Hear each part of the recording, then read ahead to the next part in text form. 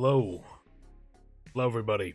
Welcome back to another Double Demo Dive. DDD. Welcome back. We are going to be playing two very special games today. We're going to be playing Yokai Landlord, Monster Mystery, and Death and Faeology. Now, I have to admit, I'm more excited for Death and Faeology, so I'm kind of saving that one for dessert. I don't know how much I'm going to like Yokai Landlord, and if it bores me enough, I might just skip it all entirely. I don't know exactly what the game is for Yokai Landlord, and I will admit that the Death and Faeology one had me a bit more curious than the other, so we'll see. Hope everyone's doing good. It was a fun stream last time. We got to date an entity. We solved that mystery. We don't need to... No need to speak of it ever again.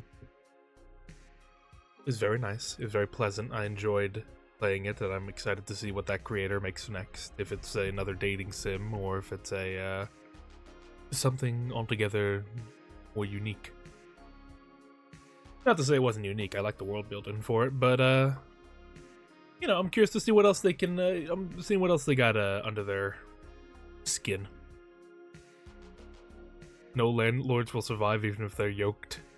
I think they're all meant to be yokais. I just think one is like more yokai than the others.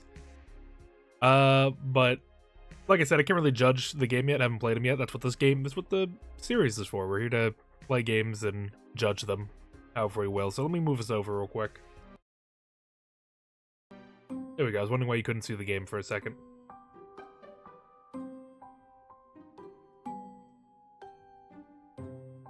Woke AI? Oh, Wokai. I gotcha. Well, here it is, Yokai Landlord. We're gonna hop right into it. This is just the demo for the game, so I'm not gonna be too critical of the final product. Depending on, I mean, I might be, depending on what I see, but let's have a little look-see here.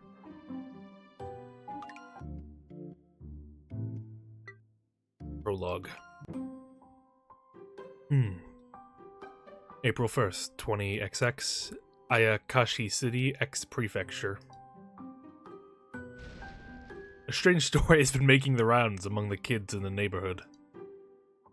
What, did we get firebombed? What happened? Hey, did you hear? You know that thing everyone's talking about? Yeah, I have. You mean the Hirodama who wanders the town at night, right?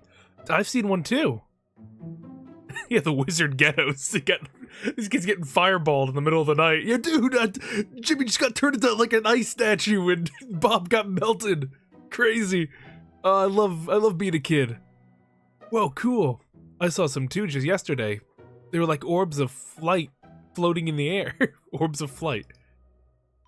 You too? No, I know I wasn't seeing things. Did you get a picture of them? I tried to, but they disappeared before my camera uploaded. And my mom thinks I was making the whole thing up. I guess after how much we lie about not having any homework, the grown-ups really don't trust us anymore.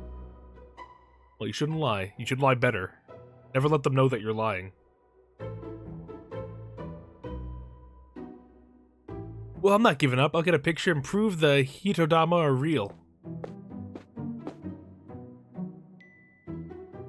Hey there, landlord. Just because the story's coming from some kids doesn't mean you should just ignore it, you know? Who's talking to me? Oh, sorry, did I surprise you? I just couldn't help myself. As the landlord for this building, you'd have to be a real dope to ignore what those kids are talking about. There's one of the ghetto wizards we heard about. Who are you? Me, just a passing stranger who stopped by to give you a warning. Need to pay attention? Here's the deal, oh foolish landlord. There are yokai living in the apartment building you manage. Walking down an alley, you just hear, "By the 10 hells!" Don't believe me? Well, I'd be more concerned if you swallowed a story like that without question. Anyway, I've said what I've came to say. What you do now is all up to you. It is all the same to me. If you keep ignoring my warning, though... What? The yokai that snuck into your building is going to go wild in a big way, and that's bad news for you. If you don't act in time, your life will end in a way that's totally tragic and painfully cliché. The building's the least of your worries. You and your residents are all in danger, too. There won't be any time to debate whether yokais exist or not when they're actually coming after you. If that happens, the last thing you'll probably see is me saying, "I told you so." What's this? You're looking a little pale, Landlord. I thought you didn't believe in things like yokai and the hitodama. Is this gonna hurt my bottom line? You bet. Don't put them on the same level as harmless ghosts and wandering spirits. They're out to actively harm humans, to take their lives. They are real yokai and they are here for your building. And your copper wiring. No! No! Gotta say, I didn't expect you to get on board with this quickly. I know I'm the one who brought it up and all, but you really should be more careful about who you trust. In my case, though, I am telling you the honest truth. There are yokai in your apartments, and they are a danger to humans. Alright, come, you're looping here. Come on, get off my yard. No need to get so wound up. Even a dopey landlord like you can best these things if you know how. You are their landlord, after all. We can take our time going over the finer details later. Child. Huh? You okay? Itodama? Just who was that guy? Yeah, I'm just gonna bump all their rent up and see who kills me. That'd be a good decider on who the yokai is. Prologue completed. Okay, I thought that was the whole demo for a second. There's one yokai and 3 good people, I think is what that means. Week 1. I'm back again, I know you missed me. Fucking get this guy out of here! Oh, about the method of beating the yokai I mentioned. All you have to do is evict them from the premises. As the landlord of this building, you have that right. Of course, you were too dopey to even notice that they were here, so you might find it hard to figure out who's a yokai and who's human. Shut up, don't call me dumb! No need to get wound up. Like I said, you absolutely have a way out of this. If you can't figure it out on your own, why not collect info from your residents? It's not such a weird thing for you to call on the people living in your building, right? Of course, some of those residents are really going to be yokai in disguise, but if you're worried about that, just between us yokai are incapable of telling lies. Every last one of them, no exception. Okay. They cannot tell a lie. Interesting. Why are you scribbling that in an old book of all of a sudden? Are you taking notes? You really are a dope, aren't you? Is this too much for you to remember without writing it down? While you're at it, how about you write down what your residents tell you too? It could help you figure things out later. Anyway, let's get back on topic. Find the yokai who are unable to lie, hiding among your tenants. Should be a breeze, right? Find someone you think is the yokai, check their stories for lie, blah blah blah blah blah blah. Yeah, sure, this, but you go get them. It'll be harmless, but you have to figure it out by the new moon, 4 weeks from now. A night with no moonlight is the darkest night of them all. Denizens of the darkness have their power amplified on nights like this. Why is he calling me a dummy? I hate him too. I don't like him either. He's being mean to me. Alright, go talk to the. Let me go talk to the yokai. Get out of me. Alright, who are we talking to? Leave me alone. Get a job. Sure, I guess we'll talk to this dude first. Yeah? Let's see. Kind of reminds me of Your Turn to Die designs a bit. I haven't played the game yet, but I feel like I've seen this sort of similar kind of design in that game. Oh, it's the landlord. Hello. Alright. Might be yokai coded, not gonna lie, but can't make any assumptions yet. Did you need something from me today? There are yokai living in this building. What? Yokai? Yokai? Jeez, I had a seizure. Yokai here? Yokai? No way, that's not true, is it? Please tell me you're kidding. Are you scared of yokai? No, it's fine. I'm not scared or anything. That's right. Yokais don't be ridiculous. They don't actually exist. That's impossible. Okay, so he's not a yokai. We're fine. He can't lie. Did you notice he said something that a yokai would never be able to say? You can't put it all together, I'm going to tell you.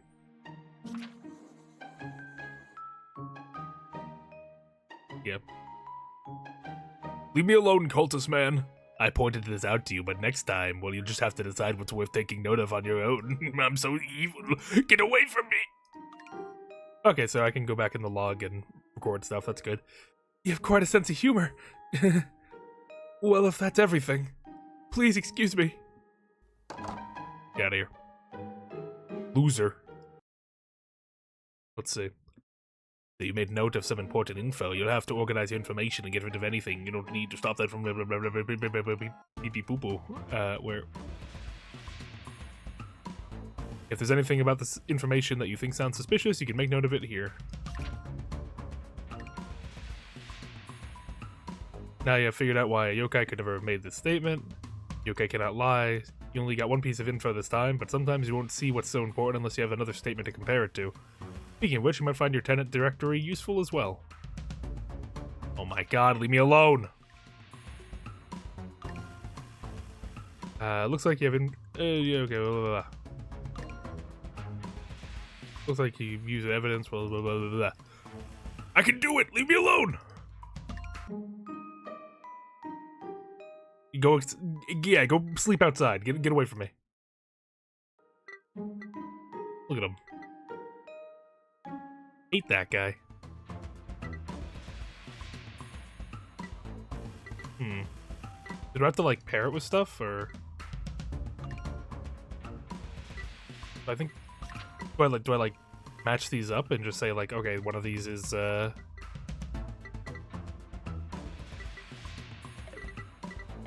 a bit confused what I do with it, but maybe I should have listened to the tutorial, but he was annoying me. I guess to the apartments. Let's talk to people. Who we want to talk to? Let's talk to 201. Let's see what he has to say. Do you know how early it is? Oh, the landlord, huh?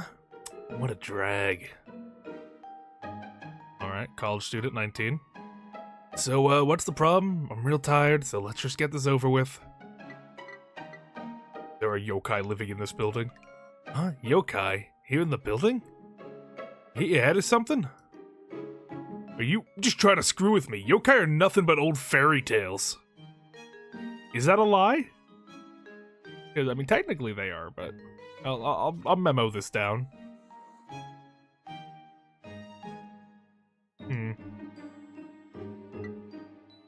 I know it sounds weird. I didn't mean to screw with you. Shut up! Only an idiot or a little kid would believe in stuff like that. Leave me alone, alright? If you're gonna mess around, do it on your own. Alright, well, I don't like that guy. Maybe I'll evict him anyway. I'll see, what are you? Yes? Oh, hello, landlord. 24? Like 5, what are you talking about? Can you, where's your dad at?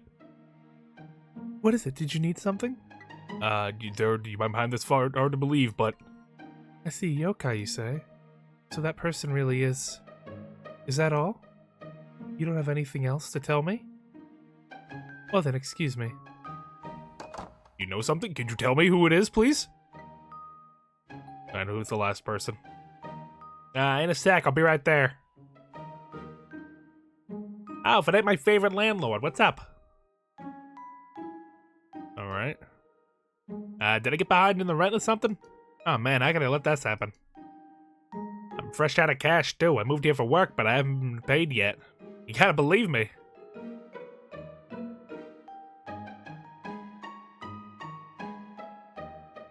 Oh really? So I don't have to give you any money today? What a relief. But in that case, what did you come here to talk about? Yokai are here. Yokai, huh? Hiding among us, you say? That sounds pretty cool, to be honest. Who would have thought I'd move into a haunted apartment block? Miracles do happen. place is so clean and modern, too. You never guessed there were monsters living here. If you need any help looking for them, I'm here for you. Come on, please. What do you say? I need to turn up like the text scroll a little bit.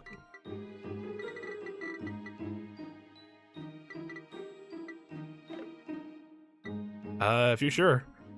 I'll keep an eye out for anything strange. I know all about this kind of stuff, so I'll do my best to help. Well, see you around. Let me know if you find any clues. Alright. Interesting. You've spoken to all the residents. If it seems like you've got all the info you can for now, it might be time to call it quits and come back another day. The things your tenants will have to say will change over time. Once you hear their testimony for the current week, you probably won't be able to hear it again. If you want to check over the contents of your past conversations, you can use the log just to be careful not to miss your chance to have that conversation in the first place. Of course, if you think you've gathered enough info here already, you can try and evict whoever you think the yokai is.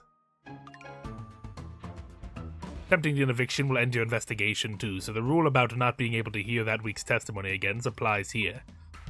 You'll want to have evidence of who's human and who's yokai before you try to evict anyone, but hey, don't let me tell you what to do. You're really good at it. You have until the new moon to figure it out. I won't stop you if you want to just start evicting whoever, but it might be better to take your time and get your facts straight first.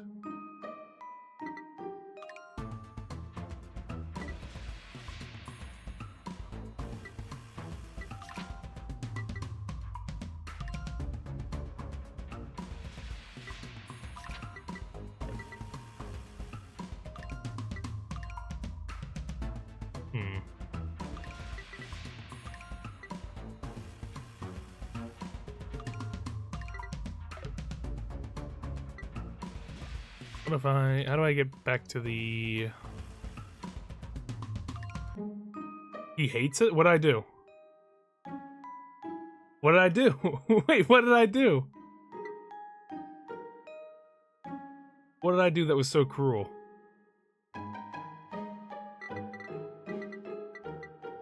What happened? What's going on? Why am I being accused of being hateful and cruel and evil? What did I do? Why have people called me evil in chat? What happened? You're right, but like, what happened? What specifically did I do wrong?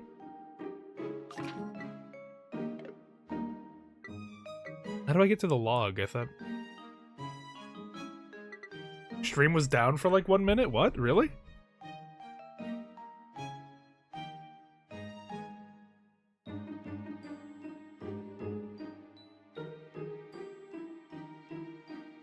I would never do that. Personally. How do I get to the...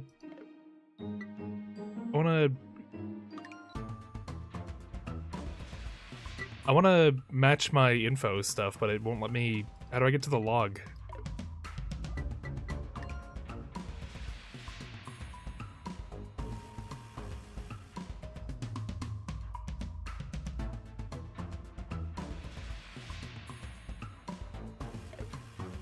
I don't know how to get back there, but, well, to the apartment. Yeah, just go to next week. There are no new testimonies for this week. Skip ahead? Yeah, sure. I don't get it. How'd the landlord find out that there were yokai here? Oh, someone's evil.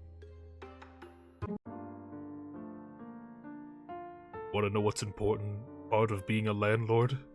I think it's to trust your tenants. You have to show them trust if you want them to trust you.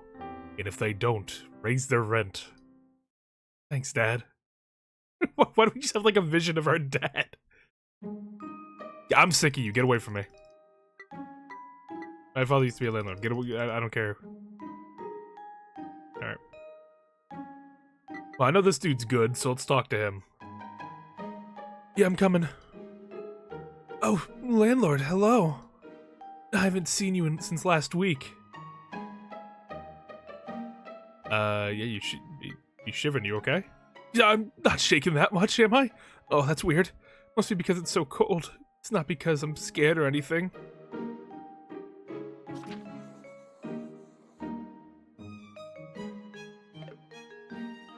I'm always more comfortable indoors, so I should be fine once I go back into my room.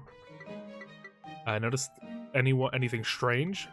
What, you mean around the building? Not really, I usually keep my curtains closed, so I haven't seen any strange people around either. Well, except maybe... Hold on, let me get that curtain one. Just in case someone's like, I saw him doing stuff through his curtains. Hamura from room 201? He's always heading off somewhere late at night. We'll write that down. But that's all, really. He's in the room above me, so I can hear when he's moving around. I don't know where he goes or anything. Probably not a bad person either. I just feel like I've seen him around somewhere before. That's all I can tell you. I'm sorry I couldn't be more help. Yokais can't resist being evicted, say, vocab. Yeah, it's a very common part of the mythology. I don't like Denba's attitude. I think he's evil. Yoo-hoo, Landlord over here. Oh, no, that's not the voice. Sorry, I saw the yoo-hoo and I went differently. Yoo-hoo, Landlord over here. I was just conducting my search for the Yokai. Ever since our talk last week, I've been going out before work to watch for anyone who might secretly be one of them. Write that down.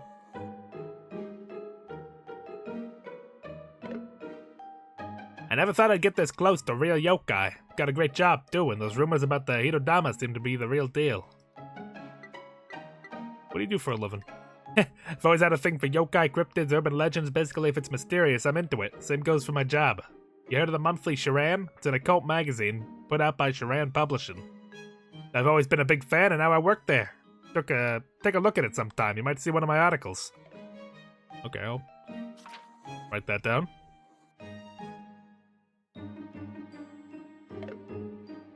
Oh, whoops. Gotten kinda off track, huh? Sorry about that. So about them Yokis hiding among us. I've been keeping a real sharp eye and look out from my window. Taking it seriously. I keep notes about everyone's behavior. I missed the Phasmid. I missed the Phasmid as well. Freddy Phasmid. Put that in there. Give me that note. If I had to pick someone to be wary of, I think it's Saburo from room 101. Shut up. See, you're stupid. I'm writing that down.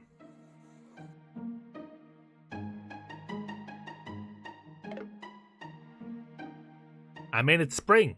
A time of warmth and new life, and he's already shivering like he's cold or something. Gotta imagine he's some kind of cold-sensitive yokai that don't like being around people, don't you think so? I think you're more yokai-like. Hey, I'm not doing anything wrong, I'm just trying to help with the yokai search. But if you say so, I'll dial it back a little. Stop staring people directly in the face and peeking into their rooms, alright? Sorry for the trouble.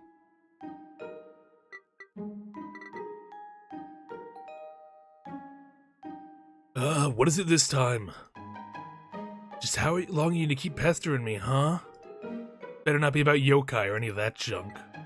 You seem tired. Well, yeah, duh. You'd be too if you were in my shoes. My buddies and I stayed up all night last night. Of course I'm tired now. Ooh, gimme. Doink. Seriously, I can barely stay awake. If you gotta bother me, at least do it at some other time. Okay. You again. Can't you take a hint? Excuse me, I'm the landlord. Please just tell me why you're here, landlord. It had better be not about yokai again. If it is, I'm not in the mood. Why don't you go bother someone who actually believes in that stuff? Looking for clues about the... Wait, hear me out. You want to know if I've noticed anything strange in the last week? Well, you know Denba, who lives in room 104? Can't you do something about him? When I leave for work in the morning, he's always sitting on that same bench staring at me.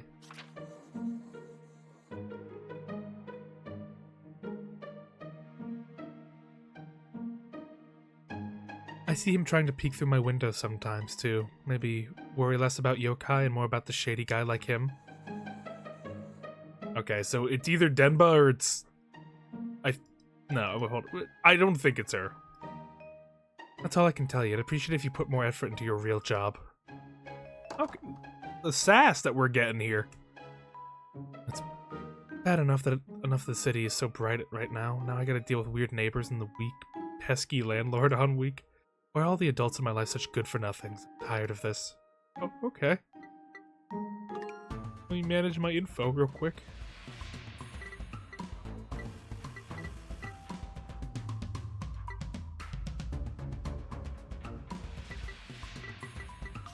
Let's see.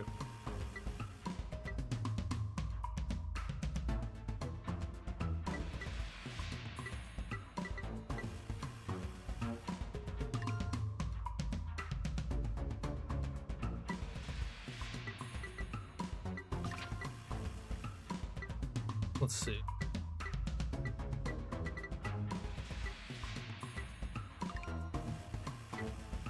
And then he said, I was out with my buddies last night. I was hanging out.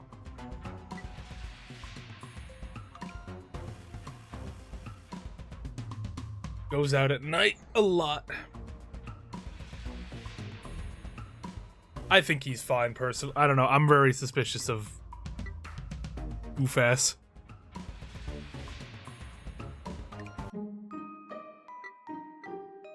Let's go to next week.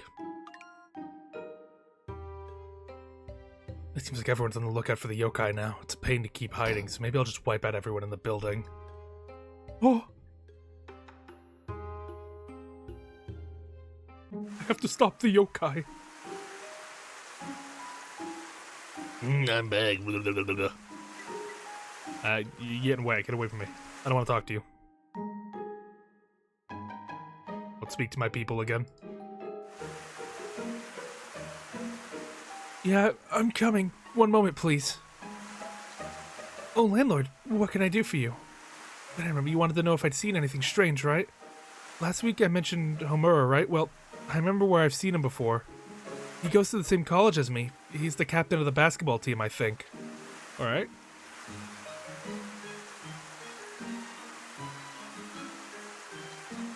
Over spring break, I went to the campus to buy some books, and I saw him running around there. Homura's team captain, huh? That's right, he's a sophomore student like me, but he's running his own team. It's amazing. We both go to Ayakashi University, but there's a lot more confident and accomplished than me. Usually just spend my time playing games. He always goes out early in the morning for practice, then has classes during the day, and goes out at night too. He's a busy beaver.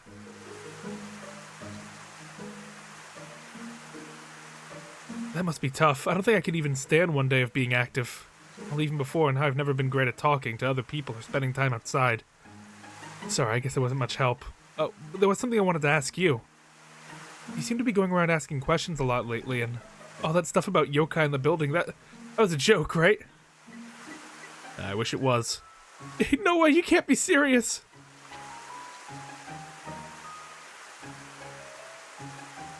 What about the other things people have been talking about? Hidodama, are you saying they're real too?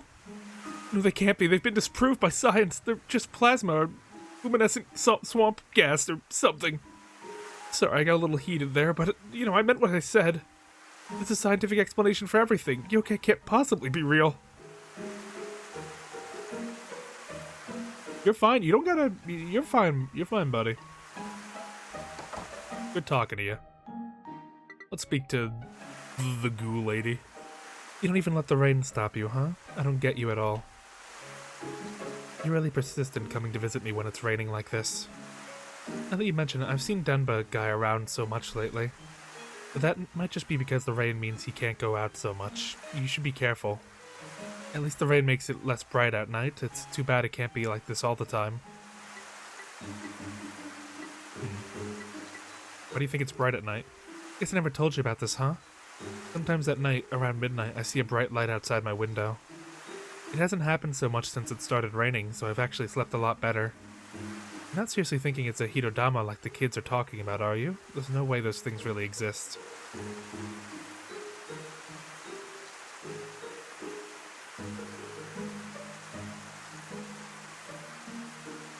The whole thing's probably just an April Fool's prank that got out of hand. At your age, you really ought to know better. So she's saying they're not real, so that... Okay, so she's 100% clean. The kids are all talking about that rumor, though. It's kind of strange. Anyway, I closed my window and curtains to try and keep that light out, so I have no idea what's causing it. It's a pain sleeping with my window closed now that the weather's gotten warmer. Hope I can open it next week. What's the Hitodama lore? I think those are like, if you're like in Japanese folklore, there's little like spirit balls of light. It's a pretty common like symbol used in Japanese folklore. It's just like a glowing light, like ball of energy, like a little ghost, a departed soul or something. That's all I can know. It's no use asking about yokai or Hitodama or anything. Alright, get out of my face. You're good. This guy, however, super yokai coded. Oh, if it isn't my favorite landlord, I'll be right out. Thanks for coming out in the rain. Hasn't let up at all this week, huh? There's been less Hitodama sightings because of that, and I've been stuck staring out my window.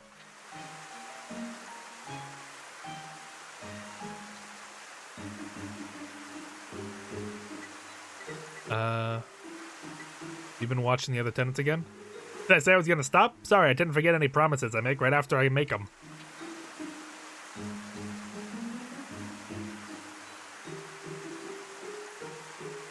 Anyway, I was kind of made a promise I can't get out of. But don't worry, I made sure no one saw me this time, so it's all good. Now, you ready for the info I gathered this week? It'd be a shame for it to go to waste. First of all, it's Sabaru. If you ask me, he's the most yokai of them all. Spent all day hiding in the dark with his curtains closed up tight. Not only that, but whenever I see him go outside, he's always shivering. Why do you think that is? I don't know. He's cold. He's afraid. I've been keeping checks on the other people too, though, like Kodama from room 203. She's pretty suspicious. She glared at me like crazy because I looked at her, and she seemed on edge all week, too.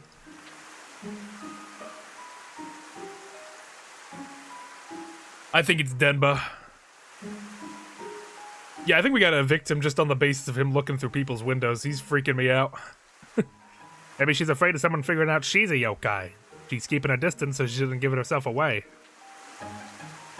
I might kill this guy just anyway, like regardless of what we see. Lastly, there's Hamura from room 201. He's a real mystery. Don't think I've ever seen him go outside. That's that's just a lie. That or you're blind, because apparently he's out like every second of the day. It's not like I'm on the lookout 24/7, but it's still weird, right? Somehow I just don't get what that guy's all about. Yeah, the more I think about it, pretty much everyone here is pretty shady. Maybe I should give it a rest for today. Yeah, I'll take it easy for once. I got no money and it's raining out, so I guess I'll space out and watch some videos about the occult.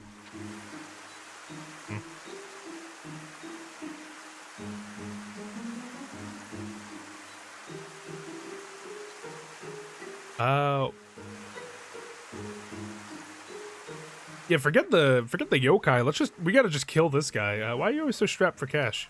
Hey, truth is, the first time I've had to take care of my own finances. I got only like 20,000 yen on me right now. What is that, like 200 bucks? I think for American. What do you think? That's a lot? Let me tell you, when I'm sending tips to my favorite content creator, that kind of money disappears in no time flat. So, okay, so he's inside just... I don't know, maybe he might just be weird. He might just be a weirdo. Mishan's doing another of her late-night walk streams today. Hurts not being able to support her. You disgust me. Give me money. You again? Are we gonna do this every week now? He's still searching for the yokai or whatever? Aren't you a little old for this stuff? I mean, seriously, I'm living in a building full of idiots. 133? Oh yeah, I forget the, I know it's not exact, but it's like usually generally around, you just take away, 2 zeros off of it. I ain't gonna play your games, alright? Just get out of here. I'm in a bad enough mood as it is. You still feeling tired? Duh, I'm still tired. You just woke me up. I feel terrible. Can't go out and tear it up at night with all this rain. I'm stuck inside. It really gets on my nerves.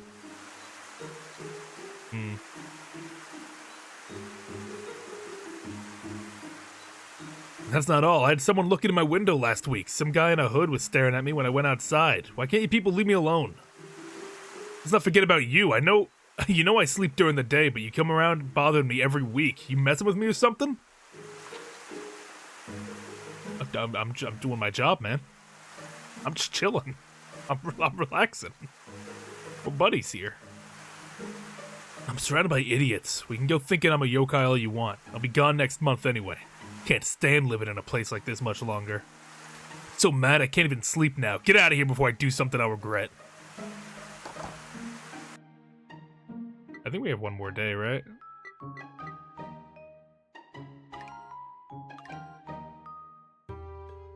Just a little more. It's not much longer until the new moon. Then I'll get rid of that pesky landlord and all those annoying humans, too. It's almost time. It's the last day.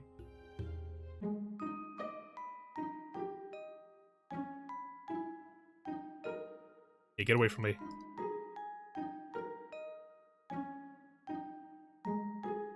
Let's go straight for the yokai. Ah, you're here. Just one sec. I've been waiting for you, landlord. I got a huge scoop for you. Actually, I saw the Hitodama people have been talking about. My first encounter with a real yokai. I'm stoked. Okay.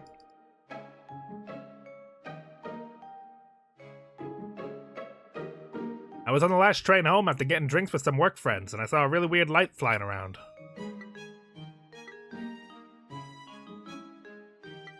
You get a photo? Sorry, I didn't have time to take a pic or figure out what or who was causing it. It's all true, none of my buddies believe me, but they just laughed when I fell over. Tried to chase after the thing, you see, but I was unsteady on my feet and tripped, and that didn't really help my case. But by the time I got up, the light had vanished, so in the end, I didn't manage to get any proof. But I know what I saw. I'm more sure than anyone that some kind of yokai was stalking around here at night. A huge step forward. Never been very good at staying up late, though. Even watching my favorite streamers' videos don't stop me from sleeping. So even if I do keep a lookout, I don't think I'll be seeing yokais again anytime soon. What a bummer. I guess you'll have to take charge of the yokai search from here on. Do me proud and flush them out, landlord.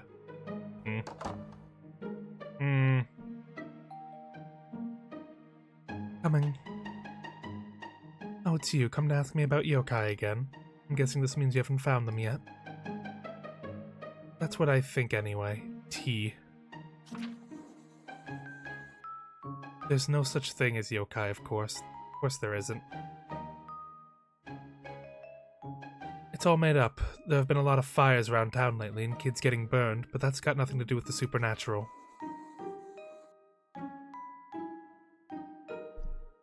You know, just a good old child-burning yokai going around town. Love to see those. You look a little pale. You okay? Don't you think? Oh, I forgot I said anything. Sorry, I've been having trouble sleeping lately. Not like I opened my window and saw something strange outside or anything.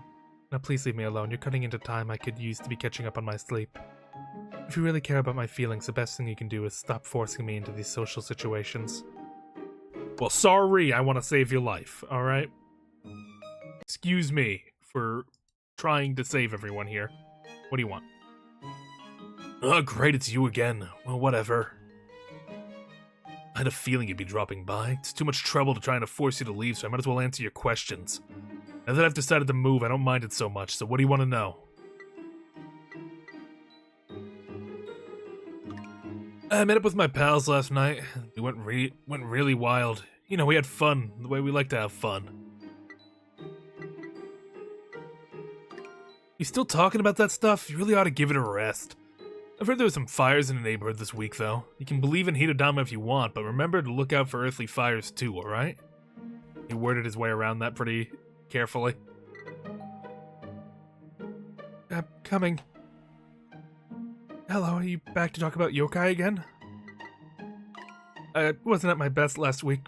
Sorry you had to see me like that. I had a feeling you'd be coming by again, so I've mentally prepared myself. I should be fine this time. There's no need to be afraid of yokai.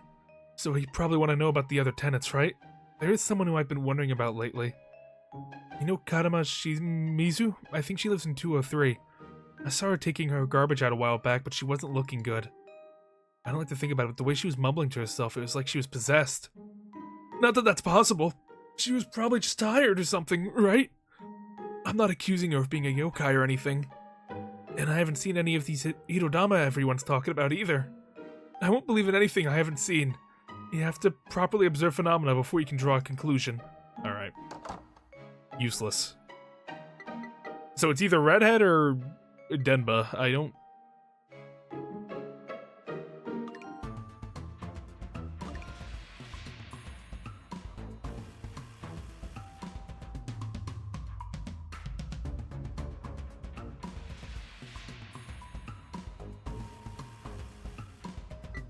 Okay. So these two are human. Which one of them am I accusing of being a yokai? I should manage my info a bit first.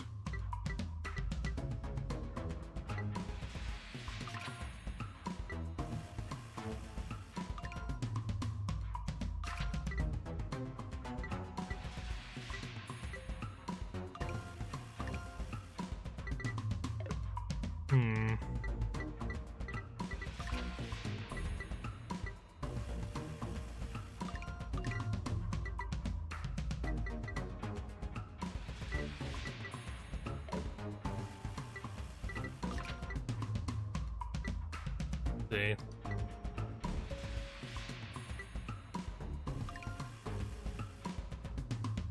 Alleged money troubles.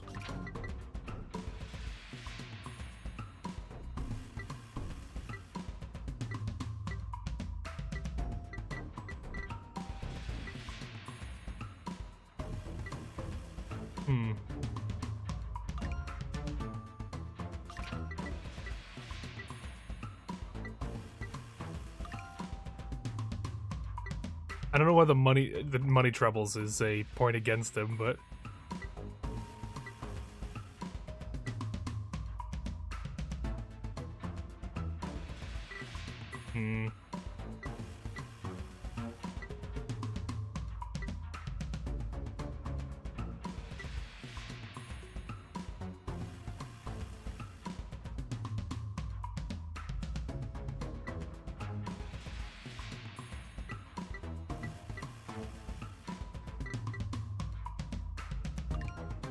I'm not sure who I want to accuse here.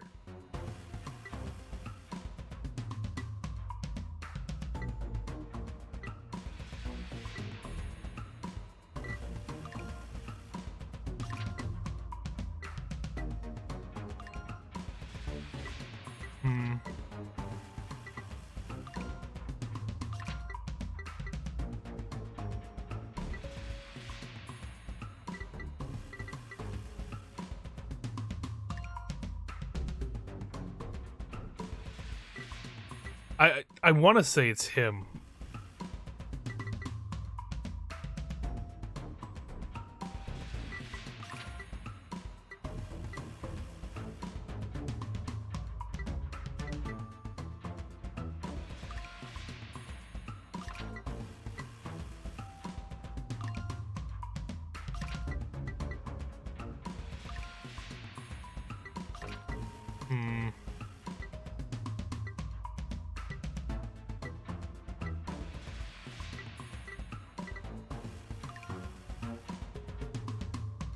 I think I'm gonna have to go with him. I think I have to. I think I'm gonna have to kill him. I think this dude's fine.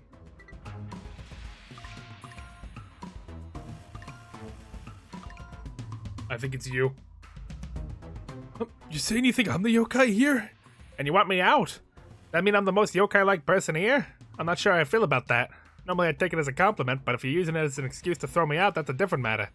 I'm assuming you got some kind of proof that led you to this conclusion? Well, since we come this far, tell me about it. I'm dying to know your deductive process.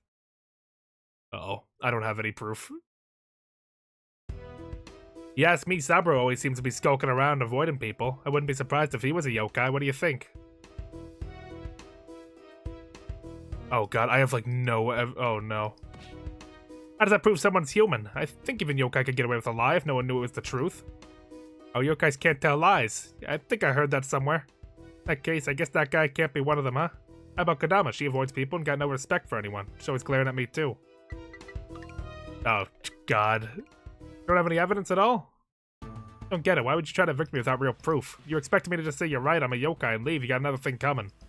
You're gonna keep suspecting me. I can't help but you with your search anymore. I'll thank you to stop coming into my room in the future. What? What's the matter? You're acting like you're the one who's just been betrayed. Oh.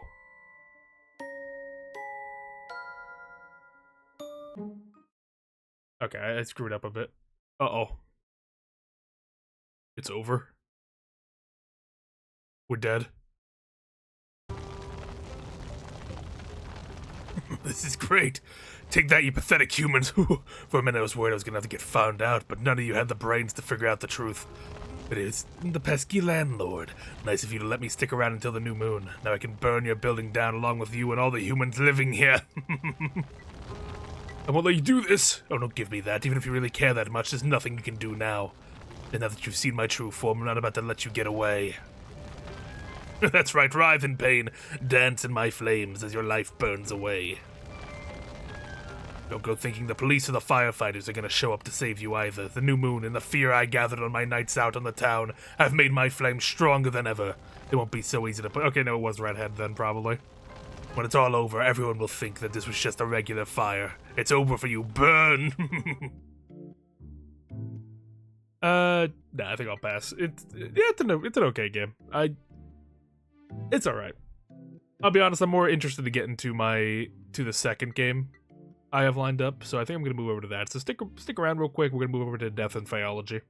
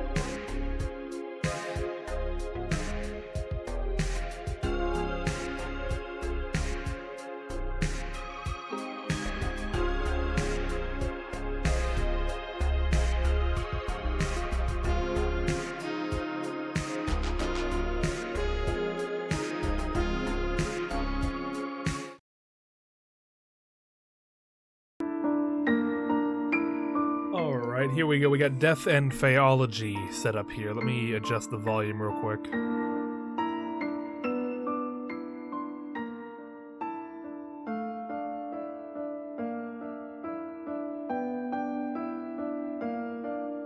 There we go. Let's give this a whirl. It looks very good. From little things I saw on the Steam page, it looks very interesting. So we're gonna give it a little shot. What is my name? Augustine?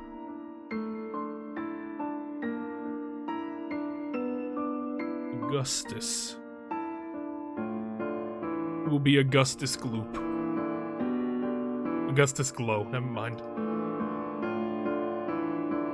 It will just be Augustus.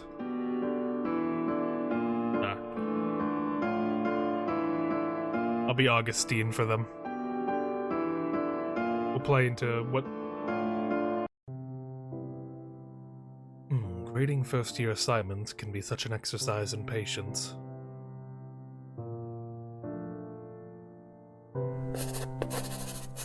Ooh, that's loud, hold on.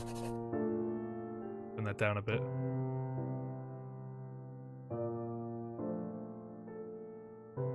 I have to remind myself that Faeology is relatively recent science, only a couple of decades old.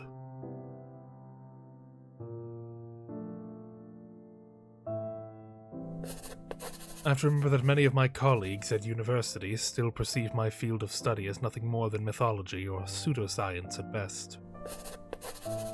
I have to recognize that children inherit their parents' prejudice and misconceptions.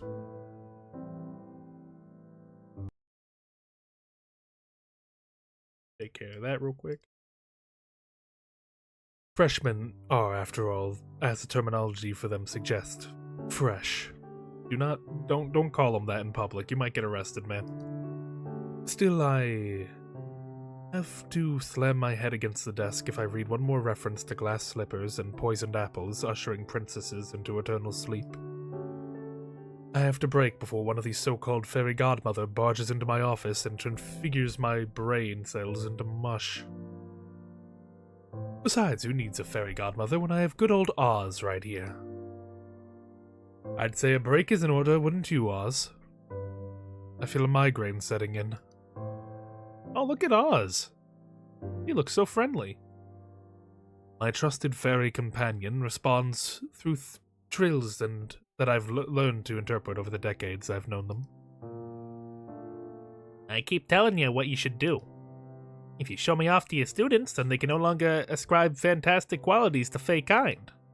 They can study me firsthand. In the end, they'll be forced to accept the magical realm in our terms, not theirs. Nice try. You know I'd never parade you around the university. I'm protective of Fae kind and their plight, and especially of you. I mean, I first stumbled upon you when I was 7. Chances are high that those people will try to pin you to a corkboard and vivisect you. Scientists even of the would-be variety are strange. I'd never want to risk anything like that. While you're recovering from the regrettable ignorance of today's youth, isn't there something else on your agenda this afternoon? Oh right, Mr. Henkel's letter. Thank you, Oz. I don't know what I'd do without you. I retrieve the letter from my patron from a desk drawer. I lean back on my chair and read the missive aloud to myself. Dear Augustine, how long are you going to keep me in suspense? Will you or will you not accompany me to this year's Leos Gala? You could do a lot worse than forgetting your boring books for a moment in favor of whiling away an evening with champagne and canapes, canapes, and invigorating company. When I say invigorating, I am not speaking of the old sods with deep pockets ready to be exploited by way of funding grants for your research. I am speaking, of course, of yours truly. Do write to me sometime before Sunday. That's tomorrow. You better do as your patron says. Oh, I know. My delay in responding is entirely by design, I assure you. The only thing worse than being cooped up in this office and persevering through the essays is attending an event where I have to pretend I've got anything in common with the city's elite. Oz replying chirp is decidedly indignant. I gotta, blow my nose real quick. Give me 1 sec.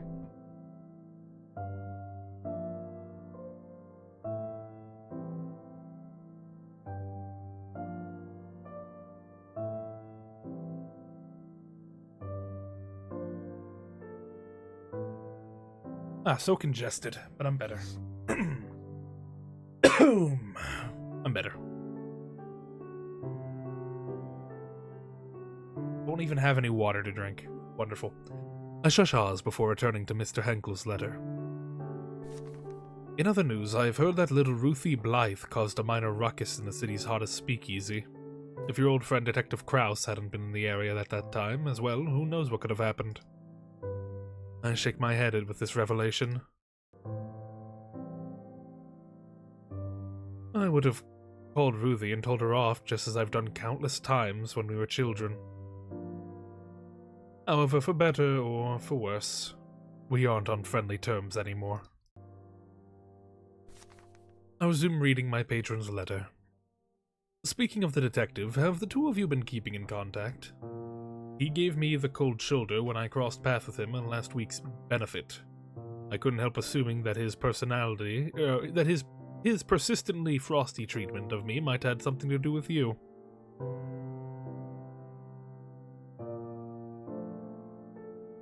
It's unfortunate that the extensive history between you two could not withstand the resolution of a relatively brief romance.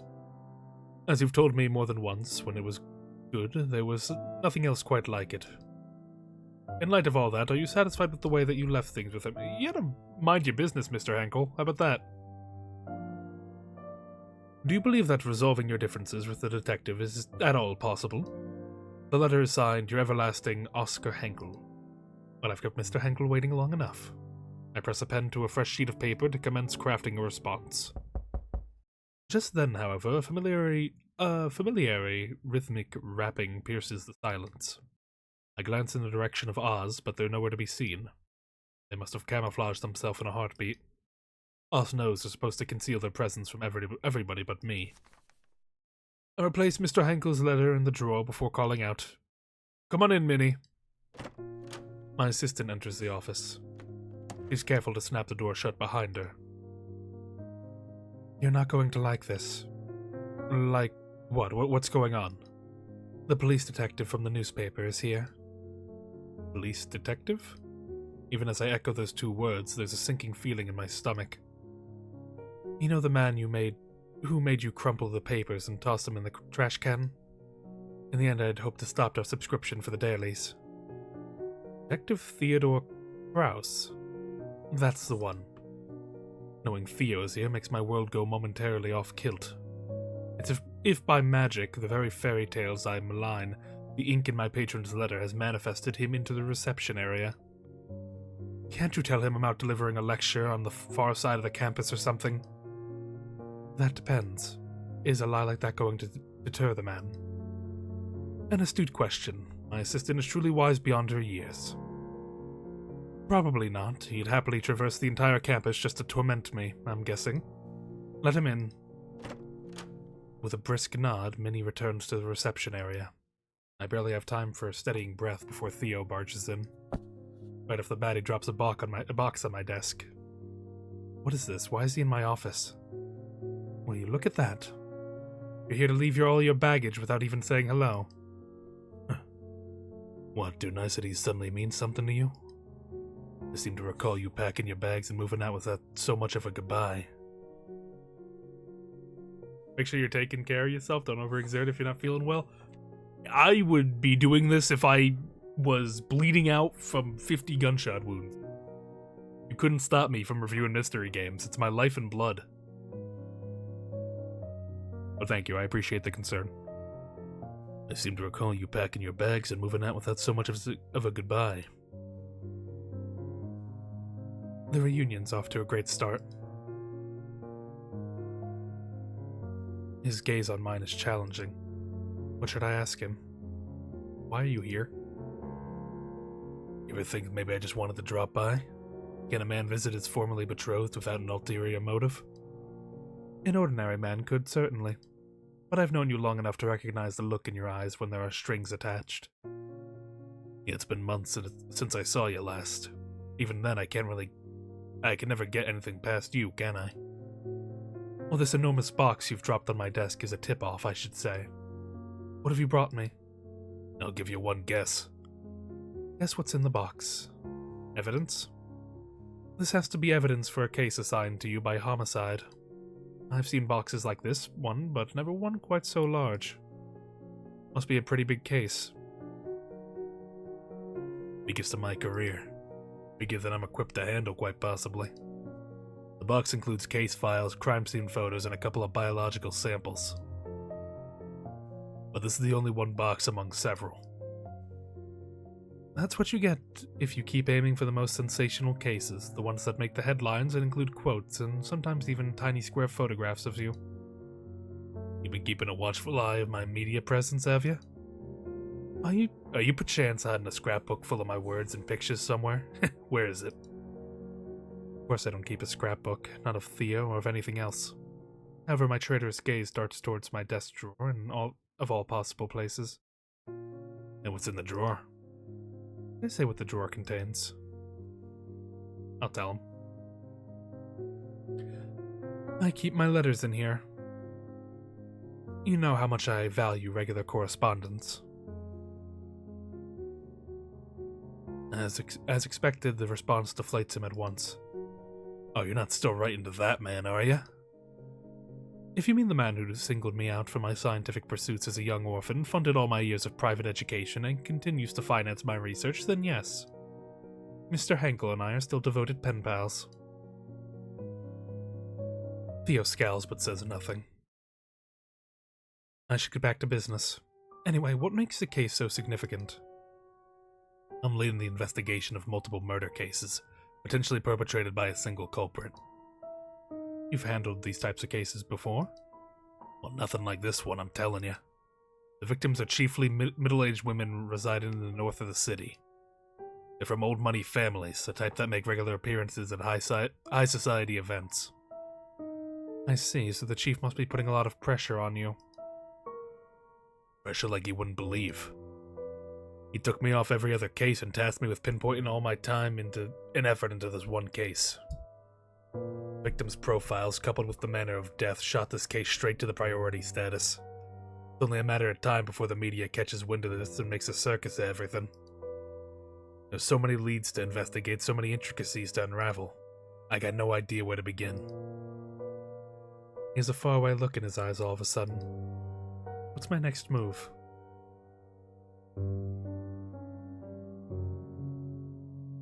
Of course you know where to begin. You're Detective Theodore Kraus, you're no chump. You need to trust your instincts. They've gotten you far in the past, haven't they? The chief entrusted this important case to you because of the consistent work ethic and solid track record. He believes in you. You just have to believe in yourself, too. You're right. I have to stop whining and buckle down to work. Thanks for being so encouraging. No problem, I can tell you needed that. Look, I believe you, alright? Doesn't matter what we've been through or how long we've been apart. I believe in you until the day I die. Perhaps even after that. I appreciate that. Glad I came. So, do you want to tell me more about the case? Are you allowed? Well, since I'm leading the investigation, I do have some discretion on what details to divulge to whom. That is, if I know the confidant can bring value to the investigation, or at least won't impede its progress. Earlier, you mentioned a manner of death as a distinguishing factor. So can you tell me how the victims passed? Each one had a unique manner of death. And when I say unique, I do mean that. 3 of the victims had a manner of death that the unit's never seen or heard of before. Strangest case for me is the one where the body seemingly hardened into bony tissue overnight. Her corpse almost looked like a carved wooden statue. Oh, I've heard of something like that before. In response to my matter-of-fact tone, he silently stares. I hasten to clarify. Ossification isn't likely to appear in the police records, no. However, it is a known fairy curse. Fae factions in conflict have been rumored to. Theo interrupts me. Yeah, the famous Fae and their curse-riddled conflict. Of course, you'd take this discussion in that direction right away. Magic makes the world go round, so you occultists like to say. You're the one who walked into the office of a forensic Faeologist. What else did you expect? Besides, I've told you a billion times before, Faeology is not the same as occultism. Faeology is the study of the genetics, taxonomy, morphology, physiology, behavior, ecology, and last but not least, forensic application of... Theo cuts me off once more. Yeah, what does it matter? They're all make-believe. They all involve miserable people banding together and sharing their delusions to feel less alone. We'd say the same about religion. Oh, please, I've heard this tirade too many times to count. Go on, tell me about how the fact that you don't believe in anything or stand for anything makes you so much better than everyone else. Do I have to? You summarized the gist of my argument so perfectly just now, so cuttingly. That's because I always hear you out, even though you never listen to me in return. I can tell you I'm a scientist dealing with hard facts just like you do, until I'm blue in the face. I can repeat ad infinitum that I am not in the business of believing, and you still won't let that sink in. Not in the business of believing. You tried summoning me, but your house blew up? That's what happens. That's the 50-50 you take. You either get me there, or you die. We've discussed this before. The offering clearly wasn't good enough. I'm sorry, Tozu. I wish I could be better for you. And no, you will not be compensated for the house. You just said you believe in me. And if you're going to keep up this cattishness, I cease believing in you. Well, how easily you change your mind. You must have slipped off the fancy ring I got you just so easily, even after you staunchly agreed you'd spend the rest of your life with me. Do you really want to go? Is there like a mystery game, or we're just gonna get like a marital spat for the rest of like, we've been arguing about this marriage for too long. I don't care about what you guys did. Tell me, show me the murder mystery. We've been dancing around the past all afternoon. Perhaps this time we laid all the cards on the table. But just as I draw in a deep breath and ready myself for a sermon of each and every shortcoming he possesses, he switches tracks all of a sudden. Alright, so you're a scientist. I have a problem for you. Use your scientific method to arrive at a scientific solution. Develop for me preliminary theories on the culprit of this case and what their motive might be. I won't stand for any guesswork without any theoretical basis. I'll give you 24 hours to solve the puzzle. This is your sole opportunity to prove your mettle as a so-called scientist. I'll be back tomorrow at the same time to pick up the evidence. I don't have anything to prove to you. Get out of my office. As he commands, Theo turns on his heel and strides in the direction of the door. He left the large box of evidence on my desk. Wait, take the blasted box with you. Too late. He's out of my office, out of sight, out of earshot. Now we're alone again. Oz dispels the magic that makes them invisible to the imperfect human eyes. Well, you got green hair, then you got something out of it at least. I train my eyes on the prismatic flutter of the fairy companion's wings as I stew over what just happened. Theo's temperament is as irritable as ever. He hasn't changed at all. I recognize that his own desk must be overloaded now that he's in charge of a massive case. I get that he's overwhelmed by the hefty documentation and involvement of especially demanding and powerful families. Why else would he come over here for help, as proud and as independent as he is? Still, that doesn't mean he can take out his frustration on somebody else, somebody that he used to love no less. I let the prickly heat of indignation wash over me before I make my next move. I retrieve my patron's letter from the desk and get started on a reply. I mumble to myself as I write. Dear Mr. Henkel, I hope your recent forays in high society have proven more fruitful than they have in... Should I be hyperbolic? Yeah. More fruitful than they have been in the centuries you've been roaming amongst their lavish ranks. Believe it or not, I have been considering whether the merits of trying to impress the wealthiest folk of the city with my research efforts outweighs the obvious indignities. Is debasing myself worthwhile if it means hefty research grants shall be deposited directly into my pockets? You first brought up the possibility of my accompanying you to the annual Leos Gala months ago, and I'm still weighing my options. How do I want to play this? I'll be apologetic. I still don't have a definitive answer for you at present, I'm afraid. I sincerely apologize for my indecisiveness. About Ruthie, I can't say I'm surprised to hear about her latest flirtations with disaster. Since we were both toddlers, she's always been the type to find herself in trouble. More than once, her poor parents discovered her stuffing cookies into her mouth amidst the shards of a smashed jar. On holidays, there would be no presents to open in the morning after she'd torn through all the colorful wrapping paper in the dead of night. I would have thought she'd learned to master her frequent flights of impulsion since then, but alas. I do remember the brighter moments of our shared childhood with fondness, however. It was a good thing indeed that Theo was there to smooth things over for her. I've now arrived at the topic of Theo, or Detective Kraus, as my patron refers to him. This is a point of the letter that I'm dreading the most. I must answer the question of whether I believe there's even a glimmer of possibility of resolving my differences with Theo. I suppose the implied query is whether I will ever consider rekindling that romance. Is there hope with Theo? Probably not. It doesn't seem like you two get along, really. I murmur under my breath as I write. In response to your question, no, I don't have the high hopes of someday resolving my differences with Theo. He means well, but we bicker far too much to ever coexist harmoniously. Upon signing off, I seal the letter with wax. I then turn towards my trusted Fae. Oz, can I please trouble you with something? You want me to deliver the letter to the patron, don't you? Indeed, time of the essence here. As always, please take care not to catch anybody's attention. Simply slip the letter into his mailbox, that's all. You'll see it by tomorrow morning, I'm sure. It would be my pleasure. Thank you, Oz. I'm off. I'll see you later today. I watch as Oz flits out of my office window and vanishes. Once the Fae is gone, I call my assistant to my office. Minnie, I need a favor. Alcohol is the next order of business, I suppose. Alcohol? That police detective was cursing non-stop as he stormed out of your office. I'm guessing that means that the meeting with him didn't go smoothly. It certainly didn't. Hence the need for alcohol, as you said. I'll go fetch a bottle. Any preference? As tempting as it sounds, that's not why I summoned you. Minnie's eyes the box still resting on my desk. Oh, I just noticed that the detective left that big box he brought. He's a troublesome one, isn't he? Do you need me to clear your desk? Take the box away for safekeeping.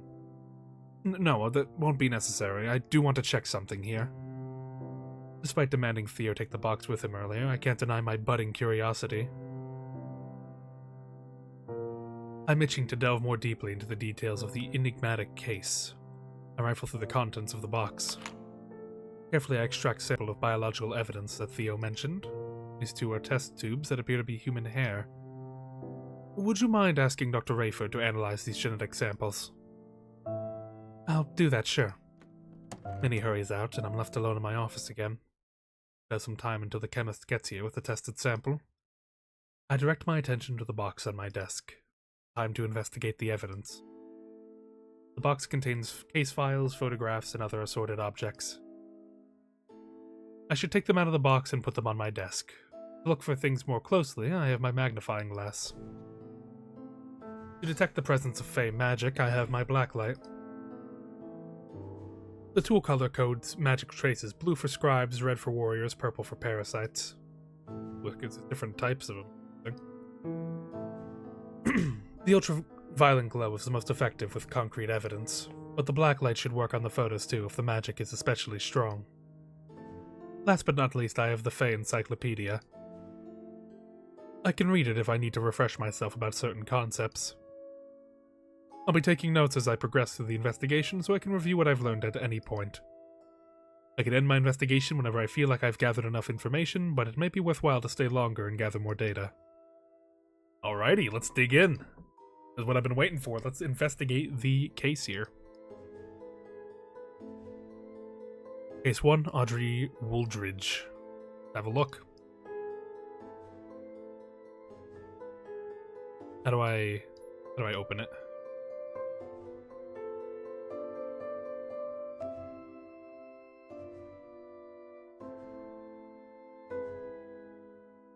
Got my Faeology book there. Magnifying glass. Name Audrey Wooldridge, age 51 years old. Manner of death, hardening into bony tissue. From afar, the corpse looks like a carved wooden statue.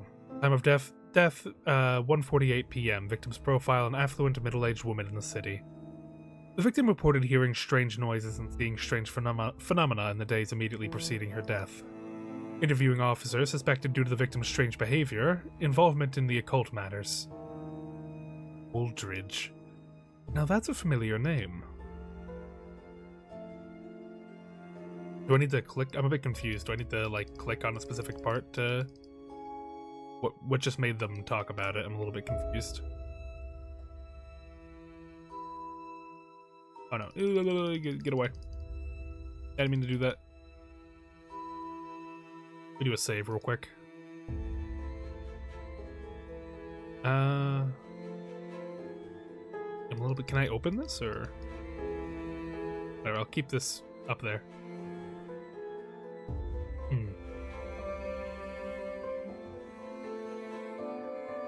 This is a picture of Audrey.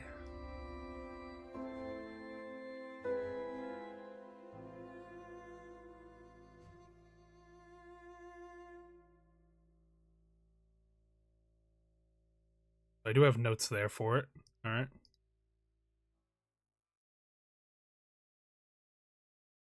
No notes yet. I think it... Okay, so it adds notes as I look. That is unsettling. An extra finger on the left hand. Oh yeah, look at that. That is an extra finger on her left hand. Interesting, I should check something in my encyclopedia. A sigil, glowing blue, scribe magic. How intriguing. I can possibly read about the sigil in my encyclopedia. I should follow up with Dr. Rayford regarding her consultation with a sigil expert. Interesting.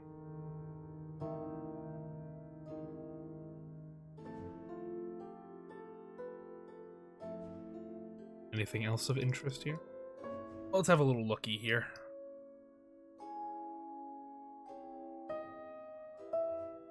Some Faeologists have applied Darwin's theory of natural selection to Fae kind by putting them in the same genealogical line as insects, especially the Lepidoptera group, which are moths and butterflies. This is supported by their similarities to each other. Beneath a special black light, some species of butterflies can glow by having chemical known as phosphorus, which Fae also have. Both these butterflies and Fae display an attraction to the black light.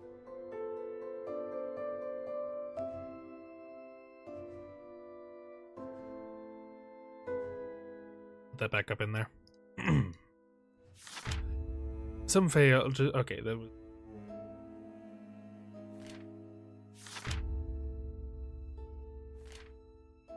One magical skill possessed by some Fae is Transfiguration, which, similar to Metamorphosis, wielders of Transfiguration spells can make themselves or fellow Fae take on another form, including through appearing human. Some Fae have heightened powers of suggestion, though the emissive toxin capable of causing hypnosis or illusions. Another example of Fae magic is invisibility, which is similar to camouflage. I've definitely seen that camouflage ability in action. Oz can make himself invisible to the naked human eye. It's nothing short of incredible.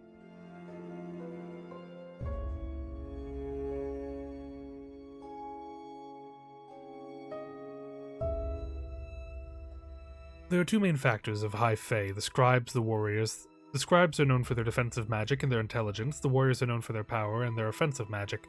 Meanwhile, the limited magic of the parasitic Fae, a widely maligned species that includes blood drinkers, consists of what they can sap gradually whilst in close proximity to high Fae.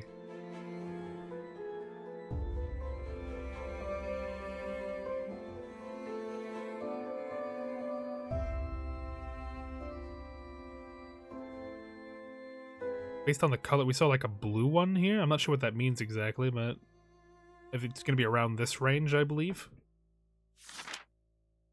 There are two main factors. The scribes, in collaboration with human scientists, developed a special blacklight to detect and distinguish the magical essence of three main types of Fae. Beneath the blacklight, scribe magic appears blue, warrior magic red, and parasitic. Scribe magic appears blue, warrior magic red, and parasitic magic purple or violet. So let me check that evidence again we have. That's blue, so we got scribe magic at play here.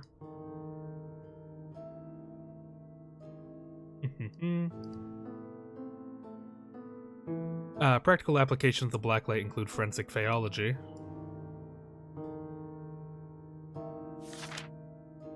The history of Fae class conflict is not very well documented. Historically, scribes and warriors have been recognized as opposing factions that have long been embroiled in a violent conflict. Both factions of high Fae deem parasites despicable low Fae due to the limited and parasitic nature of their magic. Both hate parasites, alright. A changeling is composed of several Fae, typically of the parasitic type, since parasites are regarded by their fellow Fae as weak, magically transformed to look almost exactly like an abducted human. Due to the complexity of the Fae magic required to create the changeling, the enchantment almost always goes awry. Anomalies common among the changeling include an extra finger or an extra toe. Nearby heat conductors, such as a small metallic object, have also been known to repel or warp the magic, creating changelings. Almost everyone views changelings mainly in a negative light, as they are known contributor to cases of neglect and murder. Humans who genetically have oddities associated with changelings are sometimes treated harshly and falsely accused of being changelings. Here are rumors of changelings who are neither discovered nor suspected until much later. A question arises on whether they remember their lives prior to being integrated into human society. Some researchers have attempted to explaining missing person cases as involving changelings who learned of the true lineage and elected to go back to their own kind. The scribes are high Fae who are assimilationists. They are friendlier and cooperative with humans and optimistic about Fae-human relations. Humans who have done special favors or boons for scribes are said to be blessed for them by generations via inheritable invisible markings such as sigils or birthmarks. The rumored Fae-touched bloodlines have become wealthy and powerful enough the decades that they have been favored. Okay, so... The warrior Fae are high Fae, who are liberationists who have historically been in conflict with humans. They view humans as only inferior playthings. They are unconfirmed rumors that warriors capture humans, seen as especially desirable, leave changelings in their place, and either hit their human captives against each other in battle or keep them in servitude. I think that symbol matches what we see in there.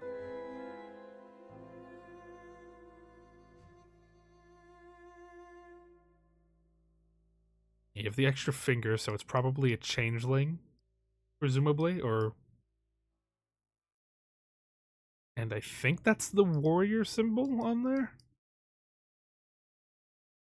Maybe not. Maybe not. It looks kinda like it. I'm not positive, though.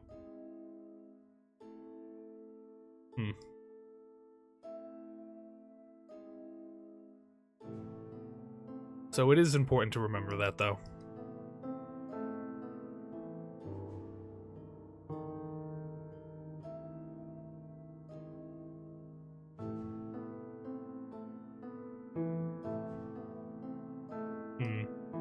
I think it might be scribe. So they were blessed, and then they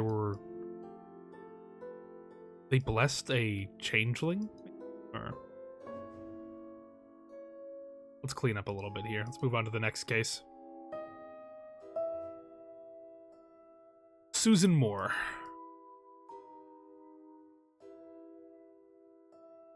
What do you got for me, Susan?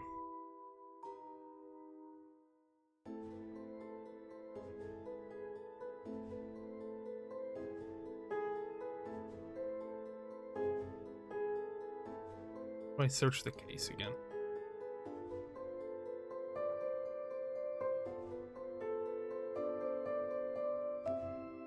I'm a bit confused what, like, this makes the thing actually, like, search random.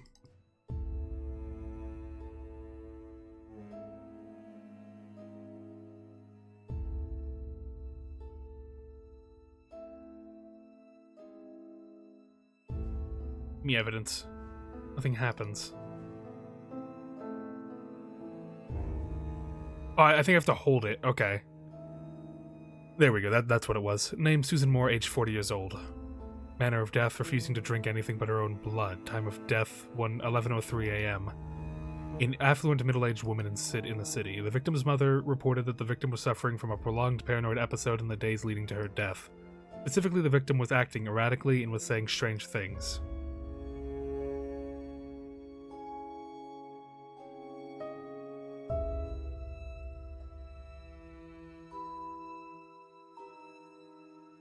That doesn't make that do that.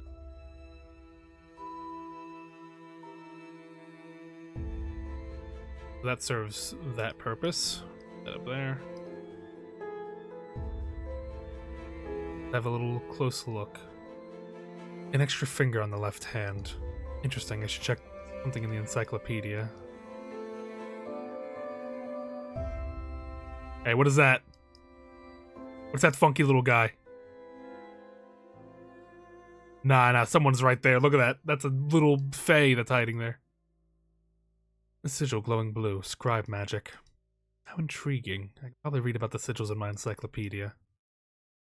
Okay, so she's got the same deal on her. These are all people...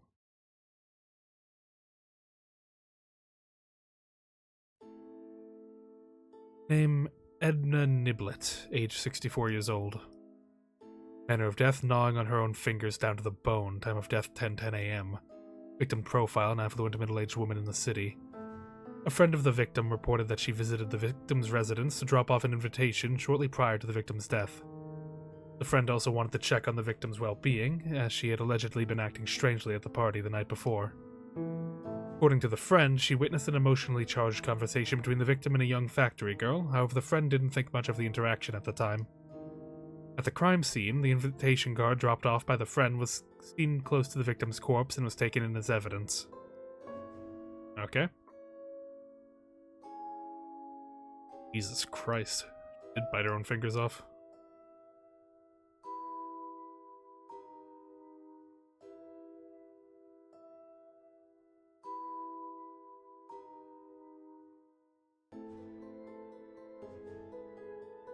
Extra finger stump on the left hand. Yeah, so each of these people seem to be having an extra finger on them.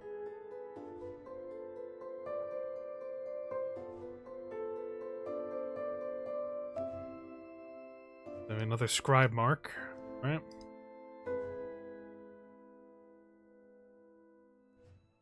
Mary Hatcher, aged 19 years old.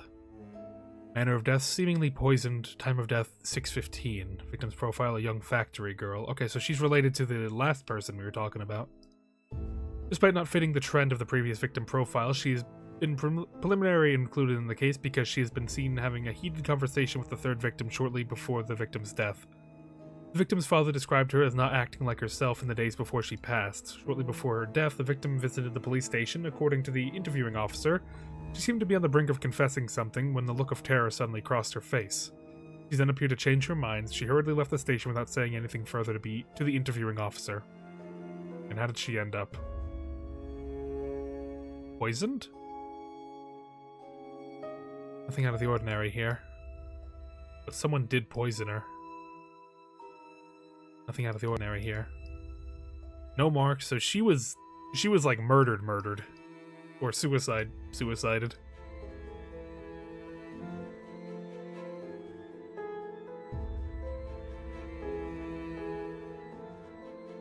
Weird.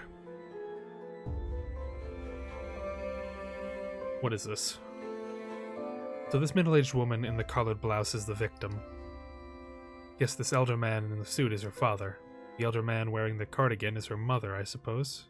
Or the elderly woman. The speckled man is her brother, I think. Which one of this is? Who is this? The Wooldred. This is the first victim. Okay.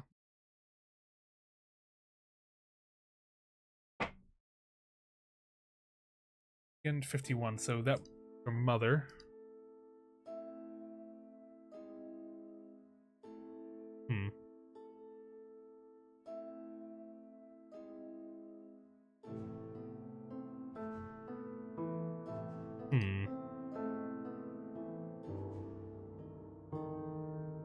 Yeah, nothing specially. I don't like all the dust in the photo. Not everybody in the family possesses a blue sigil. Well, the blue color signifies magic. Daughter has it. And the husband has it. But she doesn't have it. Weird. Wait, doesn't she have it in this?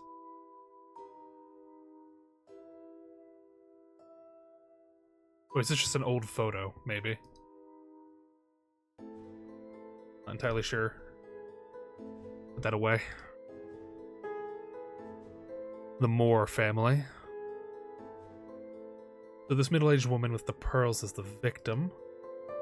Guess this elder man with the facial hair is her father. Elder woman on the fur coat is her mother. The other man with the darker suit is her brother, I think. Very similar. Blue sigil only on one person in the family.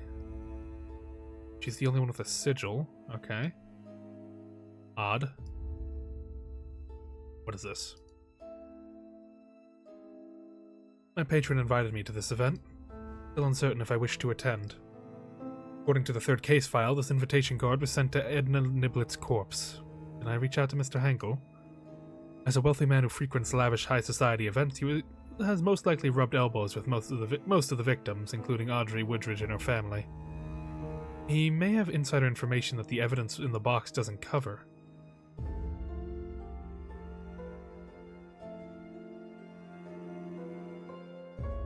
That did nothing. Okay, nothing wrong with the invitation then. Good to know. A coin. Looks rare. How did this get into the box of evidence in the first place? The coin has significant traces of parasitic magic. The prominent violet color shows that. There's also a trace of warrior magic as indicated by the red coloration. Huh. Weird. Did they steal something from the warrior clan? Makeup. It's a makeup, plain old makeup. The brand is Nectar Bell. How did this get into the box of evidence in the first place? Did nothing. Well, I think that's everything. End our investigation for today. A knock on the door makes me glance up from my desk. I realized just then that the sun had been set for a while I was absorbed in the investigation. Now evening. Come in. My assistant enters the office. How goes it? I'm liking it so far. It's cool. It's a very clinical look of Fae affecting people. Dr. Rayford has arrived to drop off the biological samples. Already?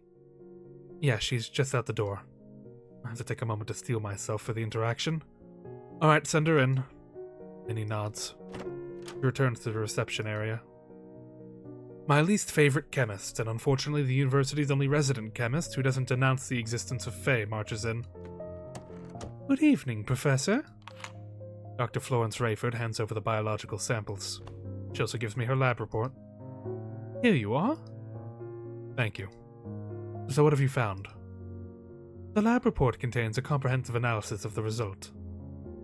You know, you could have just passed the report and samples to Minnie. You didn't have to trouble yourself to drop in, really. Oh, no trouble. We non-Fae deniers have to stick together, don't we? I respond with a grunt that's intended to appease her, but that probably only conveys my unwillingness to have this conversation. While you're here, why don't you give me a summary of your findings? Did you discover anything peculiar about either or both of their hair samples? She waves her hand in a dismissive manner. The lab report contains my detailed findings, everything. More importantly, have you heard about the seance I'm hosting? My guest list was sparse from the start, and it only grows more selective as the days go by. But worry not, you're the top of my list. As flattered as I am to hear that, my schedule has been woefully tight as of late. You won't want to miss this, believe me. Occultists from the farthest flung reaches of the great nation, from distant continents even, will be assembling to bear witness to the magic of the highest order. There shall be fireworks of sort, red, blue, and violet, the flagship colors of Fae. What was previously relegated to fairy tales shall be finally proven as fact. This is exactly what I've been fearing since she came in. I hasten to steer her away from the detour, but it soon becomes the sole source of empowering speech. This conversation is like a train into which I stumbled by accident. Try as I might, I can't get off. As if by instinct or self-preservation, I tune out and let my attention wander. The truth is, I've never felt comfortable around the chemist. Whereas the death of my parents left me destitute in my early years, her family happens to run an extremely successful cosmetics company. It's Nectar Bell, isn't it? There have been rumors that her family's ancient money has gotten her out of tight spots. It's allegedly bought her the position of the prestigious university.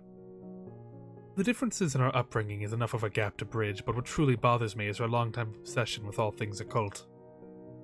It always exasperates me when members of the public conflate Faeology with fanciful fairy tales, just like Dr. Rayford is so fond of doing. Wait a moment. I can take advantage of that, can I? The chemist is eclectic, or perhaps better word is eccentric. Knowledge may be helpful to the case. But I can't trust an outside party with sensitive details on an ongoing investigation. As I'm dwelling on the question, the knuckles rap against the door once more. The specific sound is familiar, more familiar than when my assistant knocks. Special delivery. Mr. Hankel's hands are empty. And what, pray, might you be bringing for me? Is it you? Are you the special delivery, Mr. Hankel? If you wish to call me special, I certainly won't stop you. But I did bring a box of sunflower seed muffins for your office. Minerva was instantly enamored by their buttery scent. She's currently feasting on them in the reception area. We can only hope she'll leave a muffin apiece for the rest of us. Oh, hello there, Florence. I didn't expect to see you in the office. Hello, Mr. Hankel. What's been occupying your time as of late? The usual matters, I suppose. I tried asking your father about you at the last soiree. However, he confessed he didn't have the faintest idea. You must tell me more about your chemical research one of these days. The colorful pursuits of you young academics thrill me to no end. I'm afraid I can't share all that much, Mr. Hankel. Chemistry involves more daily drudgery than you'd think. Fewer explosions than you'd expect. I wait for Dr. Rayford to mention her seance and all the explosive revelations it will allegedly entail. She doesn't, though. Perhaps she was serious about keeping her guest list selective. Mr. Hankel, did you get my letter? Is that the real reason you dropped by? Upon recalling what I asked Oz to insert the letter into his mailbox only this afternoon, I'm about to retract the question. Unexpectedly, though, he bows his head in assent. Indeed. Your words have always had this immersive impact on me.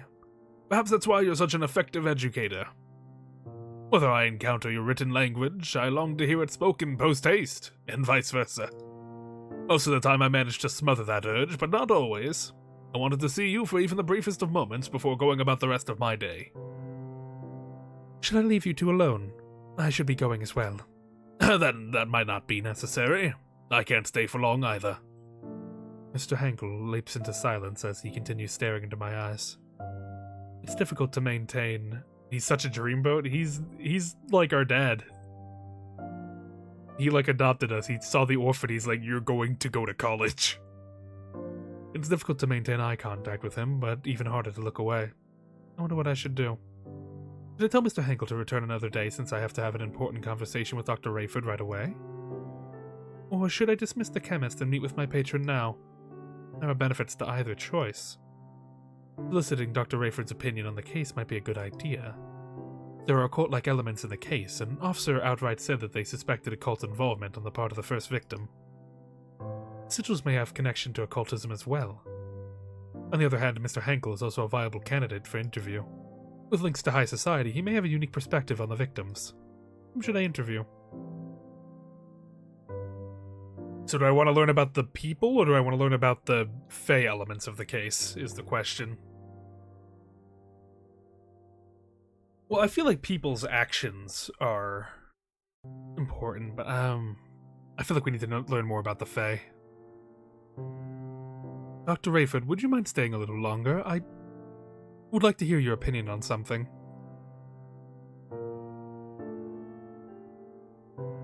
Certainly, I can never deny a fellow Fae believer a favor. When I address my patron once more, regret colors my tone. Mr. Hankel, would you mind coming back another day? I have something crucial I wish to discuss with the doctor at present. Of course, I understand your scientific pursuits precedes all else. I wouldn't have it any other way. Thank you for dropping off the muffins. Even if I don't get a chance to taste them, I'm sure they're delicious. I can bring you some next time. I'll see you soon, right? As soon as possible, I promise. Dr. Hankel and Dr. Rayford exchange brief goodbyes. My patron departs. I'm alone with the chemist again. Dr. Rayford, if I tell you something, would you promise to keep it a secret between us? The truth is, there's an ongoing criminal case I've been researching. Theo, Detective Kraus, chose to consult me about it.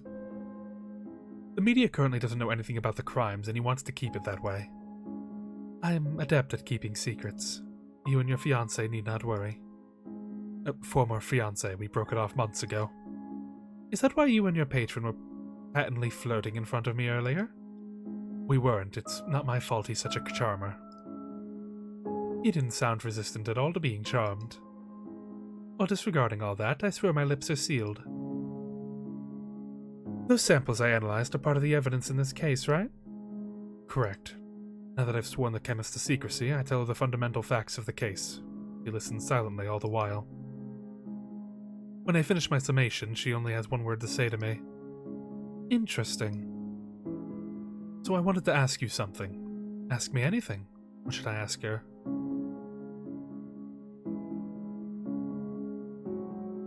I want to know more about the sigils specifically.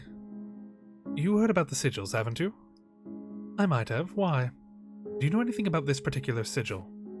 I show her the blue sigil underneath the black light. I know an expert on all sorts of sigils. I can consult him about the specific sigil and get back to you at a later date. Thank you, that would be most enormously helpful. Let me draw the symbol for you on a piece of paper. That won't be necessary. I can surely remember a sigil as simple as this. In fact, I can even introduce you directly to the expert. He and a few other trusted associates of mine are having a get-together soon. That's quite alright. I'd rather course my communications with this expert through you, if that's all possible. The very last thing I need is more strained friendships with occult fanatics like the chemists. So what else do you have for me? If you can share any insights, please do.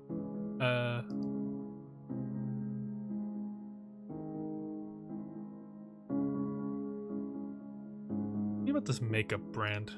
Because I think your family is... Have you ever tried this product? This is from Nectar Bell's most expensive line by far. Oh, that was her asking. No, I'm not in the habit of shelling out large wads of cash for no good reason. I'm not sure how this makeup found its way into the box of evidence in the first place. Perhaps this makeup belongs to Detective Krause's new lover and she placed it into the box by accident. The detective has been hanging around glamorous, fabulously wealthy women as of late, hasn't he? Sudden revelation takes me aback. I know, of course, that Thea has been hanging around the crowd in connection with the case. But can Dr. Rayford's theory be right? Is there something else going on there in the realm of romance? Mr.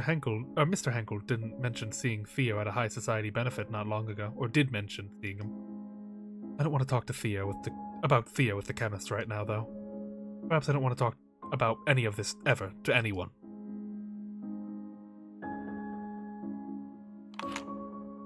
I don't know anything about coins like these. This is a family photograph of one of the victims.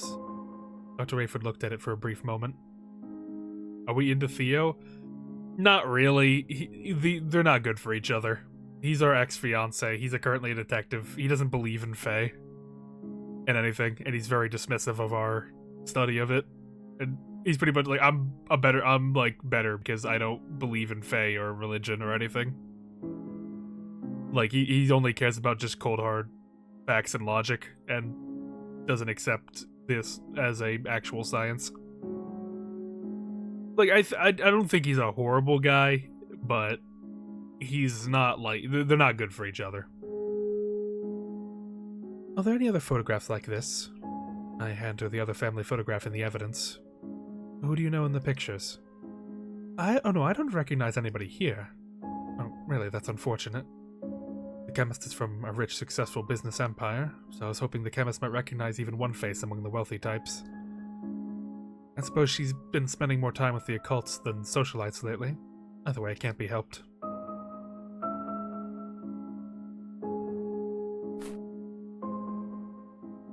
Any other crime scene photos I can check? Perhaps comparing and contrasting them all will be a useful exercise. I passed her all the rest of the photographs as requested. He examines them each for a brief moment. He then gives them back. What are your scientific opinions? Well, I have no scientific opinions that are valuable to you. Criminology and chemistry are entirely different disciplines, as you know. But there's something else I can do for you. What's that? I can speak to the deceased victims using an Ouija board if you want. Thanks, I'll decline. This lady was useless. I mean, I guess we're gonna get like a sigil expert on it, but like, she's kinda useless. Upon being handed the case file, Dr. Redford reads speedily. She holds up her palm when she's done. Any others I can read? I appreciate that it doesn't make me hand her each individual one. So what did you take away from everything you read? I don't know anything about criminal procedure, but you already know that. But there's something else I can do. What's that? Nah, the Ouija board. Get away from me. Attending this fundraiser will conflict with my plans for tomorrow evening, so I'm not interested in going. Not about to press her for personal details, guessing that the plans of which the chemist is referring to is something occult-related as usual. My detailed analysis of the biological samples is in the lab report. Just read it. Oh, I can just whip it out. I don't think I can, like, look at it yet, though. Yeah, well, this has been a waste of time. I haven't had a chance to read it yet. Well, that's everything I got for you. Get away from me. I have no further questions. I believe I have enough information for now. If that's so, well, alright. I won't keep you any longer. You have your own research waiting for you back at your office. Thank you for indulging my academic curiosity, Dr. Rayford. It's no problem. Don't hesitate to reach out if you require anything else. I will. Dr. Rayford then departs from my office. I'm alone again, but not for long. My assistant pops in. Professor, I'm heading home. Do you have any last-minute tasks for me? No, I'll be fine. I think I'll stay and work for a bit longer. Alright, see you tomorrow, Professor. And have a safe trip home. Upon wishing me the same, Minnie leaves. I have some time until I have to wrap up my workday and head home from the office. Let's have a little look-see. We have these new hair samples. Let's use our Mouska tools. Hair sample from the 4th victim. Dr. Rayford reports contains an analysis on it. Hair sample from the 3rd victim. Analysis on it. No traces of Fae magic. The hair was taken from the 3rd crime scene. The coloration beneath the black light is prominently purple and somewhat red. That means it displays strong traces of parasitic magic, plus weaker traces of warrior magic. Interesting.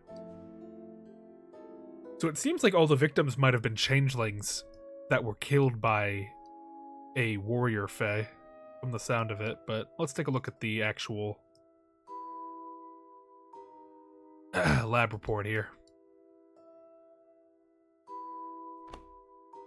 This is Dr. Rayford's lab report on the hair samples. According to her analysis, the hair sample from the 3rd victim is genetically Fae. Meanwhile, the hair sample from the 4th victim is genetically human. Wait, is that it? Information in the report, while useful, it's scant. Dr. Rayford told me it contained detailed analysis. I'm beginning to remember why I never liked her that much. Much rather mess around with her seances and occult interests than do her day job properly and thoroughly. That did nothing.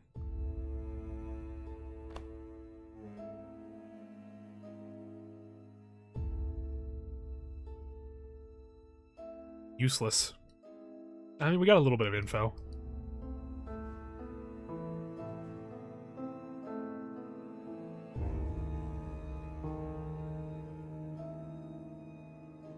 Guess it's best to end the investigation for now. It's the next afternoon. I should be grading assignments, or reviewing the lecture I'm going to deliver in the morning, or do anything productive in the realm of professional duties, or professorial duties. Instead, I find my attention straying more and more towards the office door. I voice my frustration to the good old Oz. Theo will probably arrive at any moment. What do you think, Oz? How's Theo going to respond to my findings? Am I going to astound him, disappoint him? My voice cracks with concern.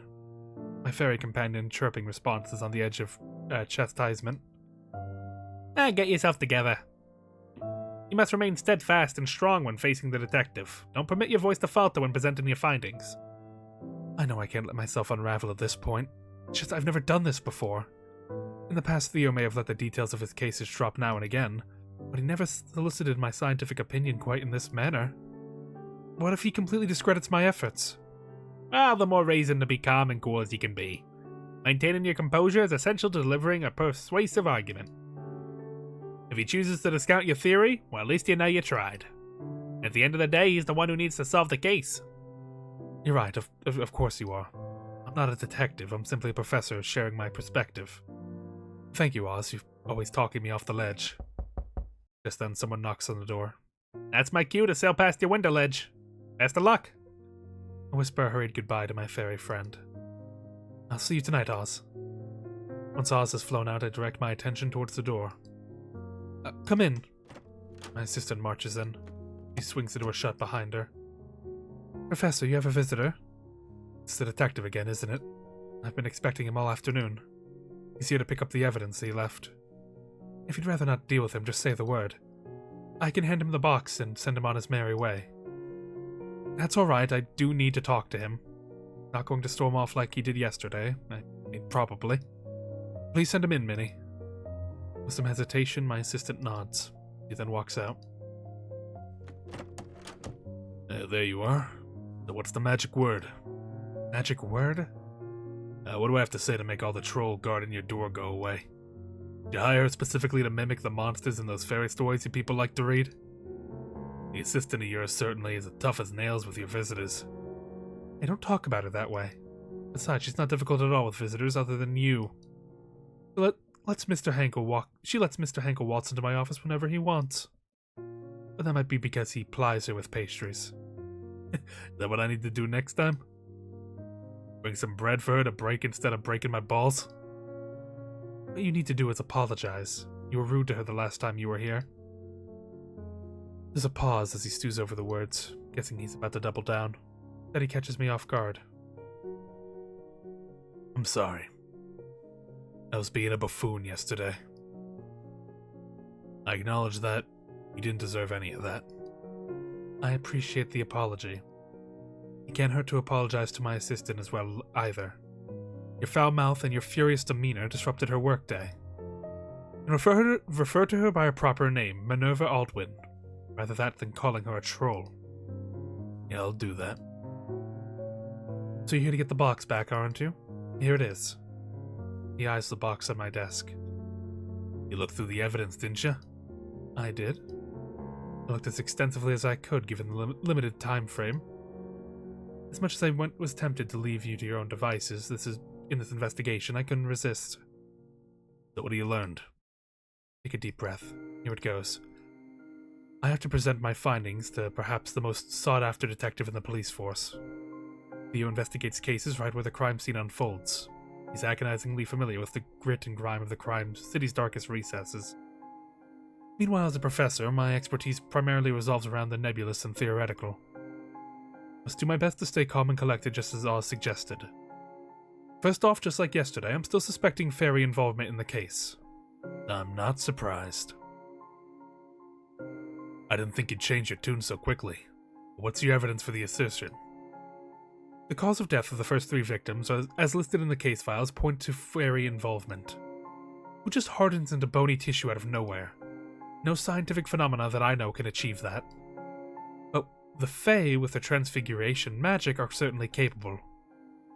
Or so you say. I press on despite Theo's skeptical tone. Who in their right mind would drink their own blood? Who would gnaw at their own fingers down to the bone? Some high Fae possesses fearsome powers of suggestion. The hypnotic spells can make mere humans act against their own interest and endanger their own lives. Are you saying the Fae controlled these victims' minds? I'm saying it's possible.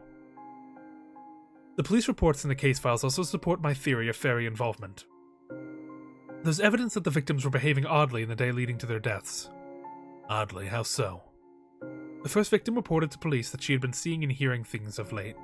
The officer interviewing her said outright that she was behaving strangely. The second victim had been experiencing a bout of paranoia, according to her mother. The third and fourth victims, whose cases appear intertwined, were spotted having a heated conversation. The fourth victim later went on to the police station. Before she could report anything, she seemed to see something that scared her away. What could she have seen that frightened her so? Isn't it possible that she witnessed something of the Fae, or even the Fae themselves? Perhaps the Fae were hovering around the victims in the days leading to their death. The peculiarities exhibited by the apparent paranoid delusions experienced by the victims could very well stem from the brushes of the Fae. When unaccustomed to magic and other unexplainable phenomena, some minds can bend. These minds can bend so far that they break entirely. Listen, you're making a lot of assumptions here. I've yet to see definitive proof of fairy involvement. Can't you give me something more concrete? Why don't you show me how the evidence supports your theory? I take a crime scene photograph from the box of evidence. I place my magnifying glass over the middle-aged woman's left hand. Look, she has an extra finger. That's a known sign that a changeling is involved. I'm suspecting this victim isn't human at all. Rather, the victim is Fae, a changeling to be specific. Do you know what changelings are? Yeah, sorta. I mean, my mother read me fairy stories when I was a child. A couple of stories featured changelings.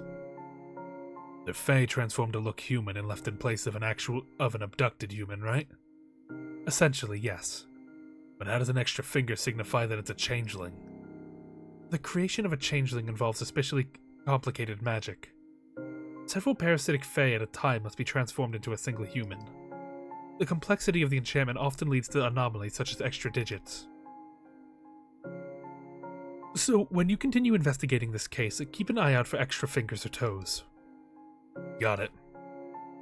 I slot a crime scene photograph beneath the blacklight to show the sigil. Can you see this blue sigil on the victim's right hand, or left hand? Theo's eyes widen at the sight. Yeah, I can see it. The sigil usually invisible to the naked eye. However, the black light of mine, which sees traces of fairy magic, can detect it.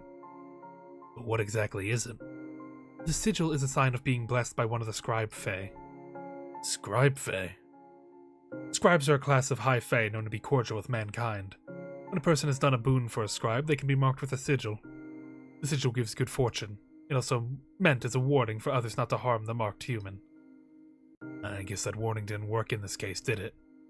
No, it didn't. I show Theo their hair samples from the third victim. I analyze these beneath my black light that detects fairy traces. The sample gleamed purple and red underneath the ultraviolet light. So what's that supposed to mean? Red is the color for warriors, a faction of high Fae hostile to humans. The purple, on the other hand, is for parasites, a comparably weaker species. I don't know what any of that means. It's important to note that parasites and warriors are two different types of Fae. That's overwhelming evidence that Fae were involved in the crime scene. I show Theo the lab report provided by the chemist. I asked Dr. Rayford to analyze the biological samples of the evidence. And what did she reveal? The hair samples from the third victim is genetically Fae. Is that so? How about her hair sample from the fourth? Genetically human. Still, one of the two samples showing fairy traces is damning, isn't it? If you accept what that kooky If you accept what that kooky chemist says is fact, then it would be, I suppose. That's all I have for now. Well, that's everything you got? You only showed me bits and pieces. You failed to establish how all the evidence fits together. Can't find anything solid to grasp under your theory. Looks like I spent my precious time analyzing the evidence. I don't even have anything to do with this case. You could sound a little bit more grateful. Grateful you tried to assist me, I guess. But I can't lie, I'm disappointed. Pull back a lump rising in my throat. Exactly what I was fearing. Try and I try. I always wind up falling short of his expectations. End up letting him down. Despite my many detractors, including myself, you've dedicated your entire life to the study of forensic Faeology. This is all you got to show for it? You're clever, capable, competent? But this world in which you live in is a pipe dream. This line of work is nothing but a sinking ship. Better get it out before you drown in your pointlessness of everything. Fucking dick. It'll kill you. I hope the Fae gets you next. How about that? Can think of nothing else to say. What even is there to say? Upon picking up the box of evidence, Theo turns to leave. He's not incensed like last time. He appears deflated. Now that Theo, the tangible evidence of my failure, is gone, my sorrow turns to fury. How could he say such things? He's tearing me down at every opportunity. No wonder we never worked out. I got some assignments to grade, and mutter angrily to myself as I force myself to work. I'm pressing my pen so firmly down where the paper just rips. Professor, is it a bad time? I look at her in shock. When did she get in? I knocked, then waited a minute. Then it occurred to me that perhaps you didn't hear me. Oh, sorry. My mind is more than a little preoccupied. That detective had a brooding expression when he left. Your meeting with him went badly again, didn't it? Horrendously, yes. Do you need to talk to someone? Maybe. Probably. Definitely. Talking to someone is at least a little better than brooding alone, as I'm sure Theo is doing at present. Do you have a moment? Of course, Professor. I'll go fetch us a bottle. Any preference? Whichever is the biggest, or whichever has the highest alcoholic content. Ending 5, bottle blue. Okay, so there's multiple endings I can get. Interesting. That was fun. I think I'll end it off here, though. I'm curious in the game. I'm not a big fan of the fact that I didn't actually, like, solve anything, and she just kind of spoke everything to me at the very end. I would have much preferred to have a more personal impact with everything that was being said. But overall, it was pretty good. I liked it. I might actually go through and, like, play it on my own and see what, like, hidden endings I can get from it. But it's an interesting gameplay loop. I think it's neat. I think if they flesh it out a little bit more, that could really end up being a pretty solid game. Solid mystery game too. Very neat and clever, I feel. But let's find someone we can. Let's find someone we can raid. Let's see. Let's see. Who's streaming Ace Attorney right now? That's my usual bread and butter.